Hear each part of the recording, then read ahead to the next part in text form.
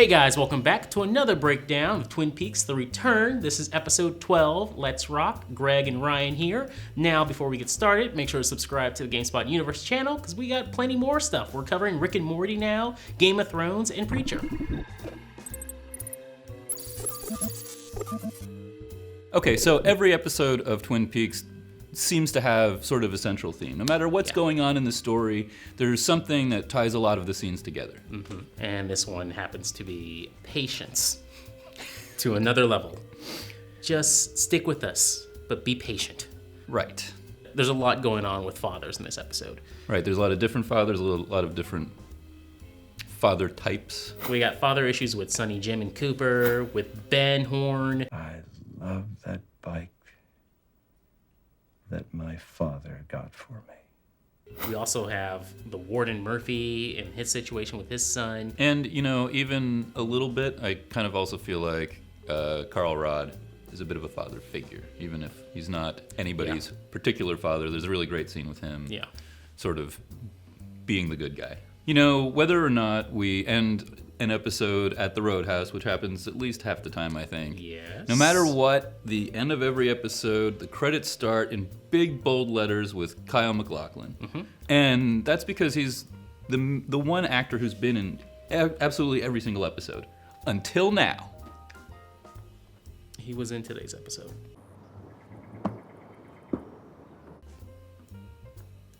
Oh, what, you're gonna count that? This episode as a whole felt like a filler episode to me. As though to solidify that message, it has a lot of filler scenes. Dougie playing catch, Jerry in the woods, Miriam in the hospital, Carl's looking out for a neighbor. Keep your blood, Chris. Yes. Seemingly random characters at the Roadhouse having a disconnected conversation about even more random characters during a return performance by Chromatics. Side note there, like Au revoir Simone, are wearing the same outfits again. And in another brief scene, Hutch murders Warden Murphy while Chantel eats Cheetos. Next up, Wendy's. Now, obviously, that scene does more to push the plot forward, but it's still very brief and sort of disconnected from everything else that happens in the episode. Everything in this episode felt like these are points they could have put out in any other episode, but they wanted to just mash it together, just get it out of the way right now. Right. And it almost feels like that's true of the entire episode. I don't feel like it really brought us much. Last week, part 11 was very rich with Twin Peaks, very full, and this feels just like filler. Stale. Yeah.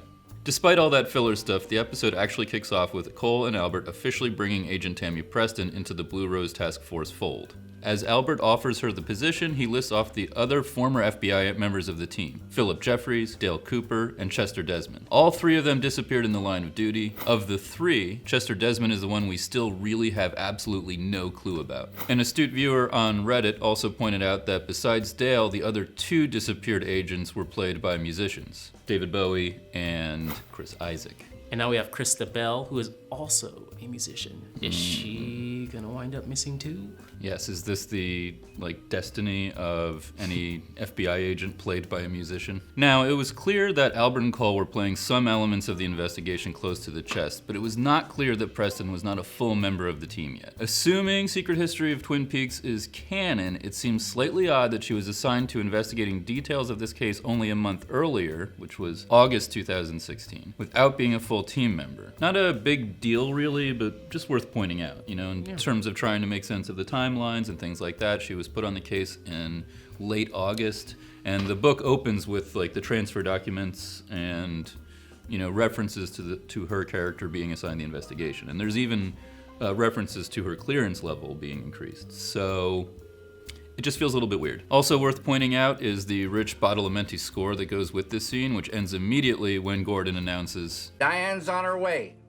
A few moments later, Diane emerges from the red curtain and enters the study or parlor or whatever this is. Albert informs her that they want to bring her onto the team as well, in a deputized capacity, and Diane is skeptical at first, but then confirms with,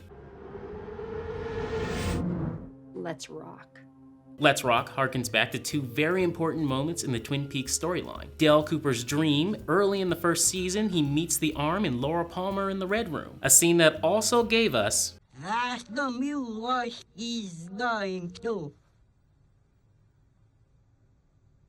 Come back in style. That this takes place in the Red Room is no doubt relevant to the FBI meeting also taking place in the Red Room. The other major instance of Let's Rock is from Fire Walk With Me when Dale Cooper is investigating the disappearance of Chester Desmond. He finds it written across the windshield of Desmond's car, who was mentioned earlier in the scene by Albert. So, Let's Rock, people have had this episode probably circled on their calendar for a few weeks now. Right, I mean, it is the episode title that jumps out at every Twin Peaks fan. Like, you could not, I mean, looking forward to part 12 was like such a big deal. I thought, man, we're either getting something from the Red Room or the Black Lodge, or we're getting something of Chester Desmond. We've been waiting for his return. No. I kind of joked about it being a troll job last week with everyone at the Roadhouse, just performances from out the Roadhouse. Right. Your theory was maybe an entire episode of just music video. Mm-hmm. This was something.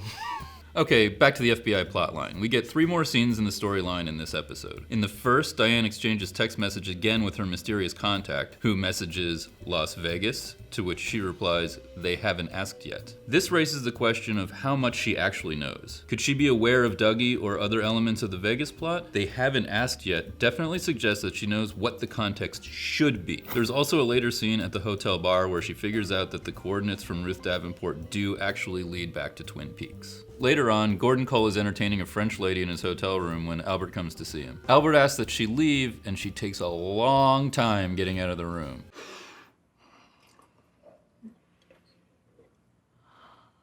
Gordon pays attention to every move that she makes. There are definitely echoes of Lil and Fire Walk With Me here. The red dress, specific seeming movements, and Cole's explanation to Albert of her situation with her family. The mother owns a turnip farm. I told her to tell the mother that her daughter will turn up eventually. Without a cipher, we really can't be certain whether there is a code here. After Albert informs Cole of Diane's texting and they both wonder what information they've withheld from her, Cole expresses concern for Albert. Now, Cole could be concerned about Albert's sense of humor because he did sort of crack a joke there, but he could also be concerned that Albert is missing coded messages. Remember part 11 when he talks about cats as though trying to reach Albert but to no avail? I'm not totally sold that there's a lot of coded stuff going on here. I feel like we talk about code almost every time we talk about the FBI. Yeah. Even when we're not talking about the FBI, like with Bushnell Mullins a little while back. I can just sort of see it both ways. And I don't know if we just need to wait for it to pan out. Let's get on over now to Twin Peaks. Yeah.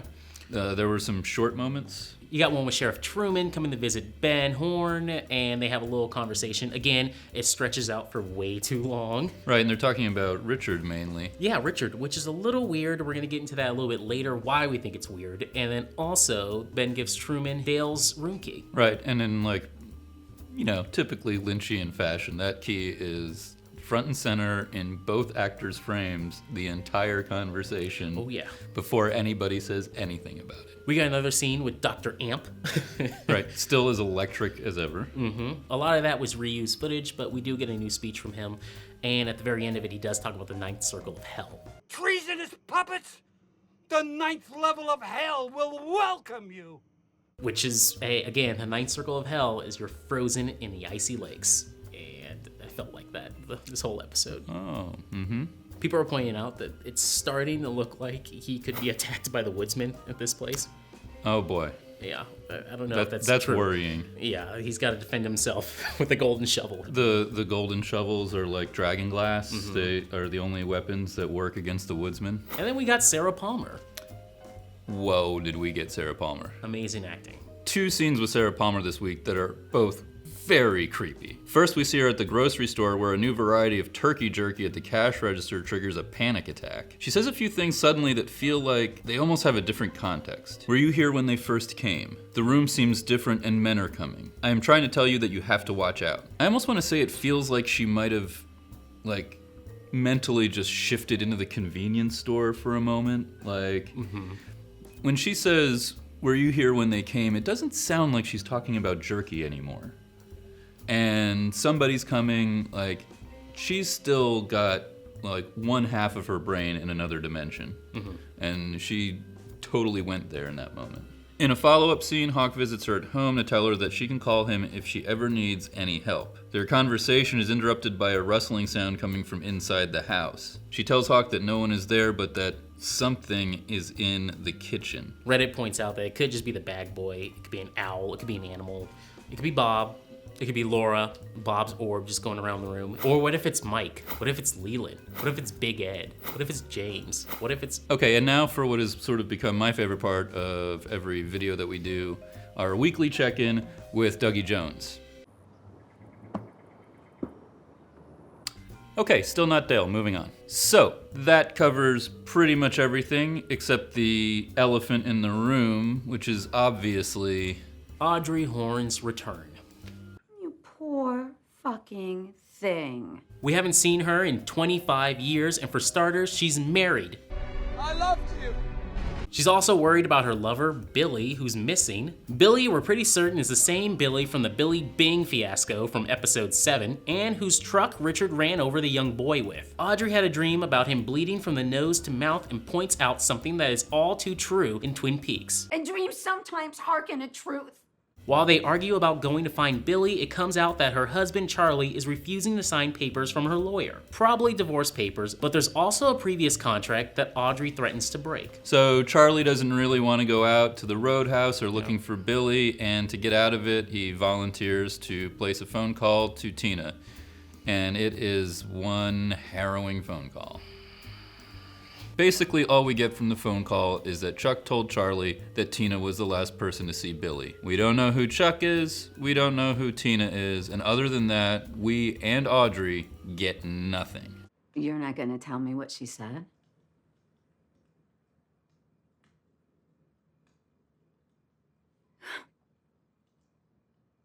You're not gonna tell me what she said?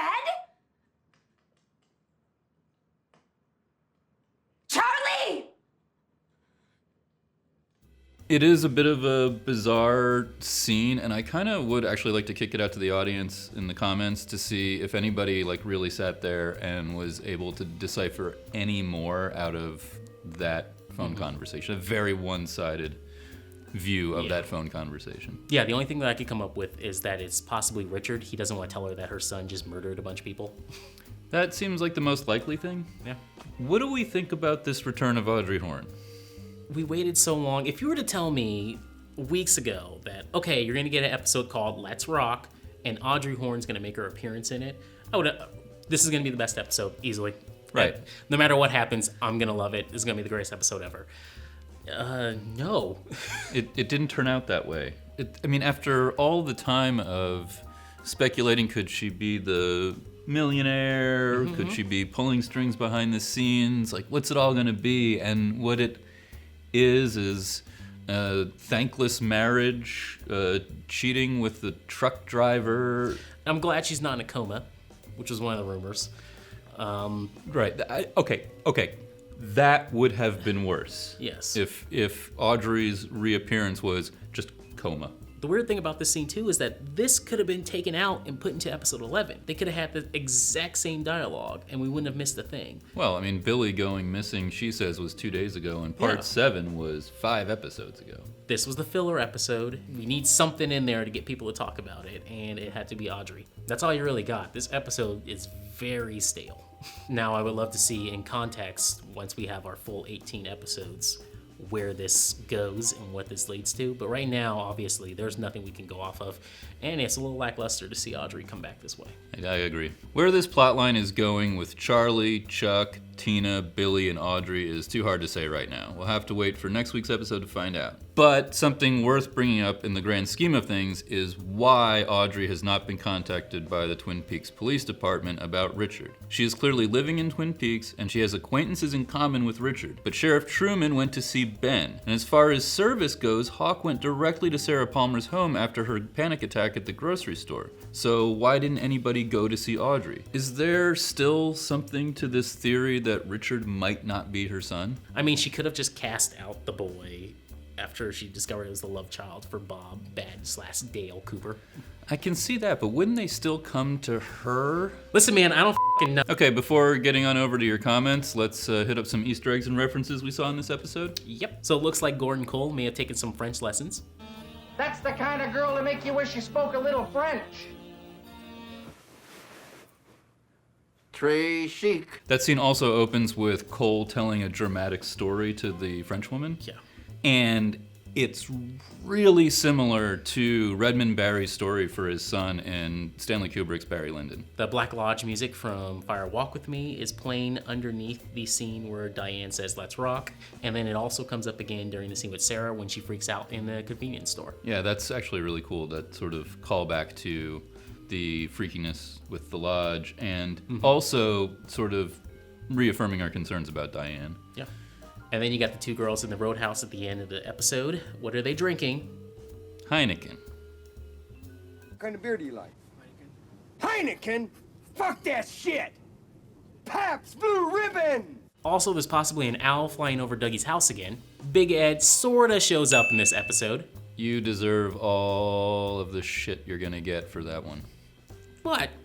Okay, but legitimately, there are some things with the scene with Audrey that you looked at. While I felt like we were in that scene for about an hour and a half, I did notice a few things in the background that could come back to give us a little clues of what's going on here. One, there's corn hidden right behind Audrey. There's frog book stands. You can harken back to the winged frog thing. Creature monster thing. Yeah, we got in episode 8. But the biggest thing I noticed back there was the T.S. Eliot book. Now, it may be the Four Quartets. Now, from Wikipedia, the Four Quartets are 4 interlinked meditations with the common theme being man's relationship with time, the universe, and the divine. Well, that ain't no accident. And now I'll just read off a little excerpt from the poem I have here.